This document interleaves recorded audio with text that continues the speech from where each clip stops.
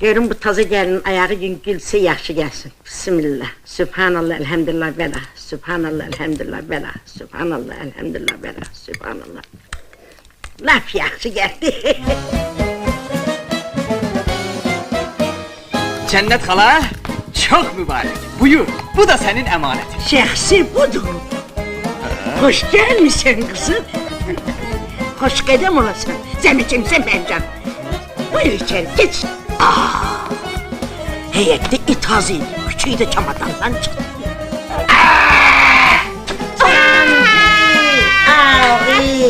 Ağız bir genel çalım sence. Ağız vurri. Hadi vurri. Al, tut, al, aha. Elin kurusun hele. Elin. Qulaq as arvad. Mən gedirəm Uniyorum ağa, oradan Bəlbərxanaya. Pedikür eləyəcəyəm. Oradan da... Olsun hele. Necə?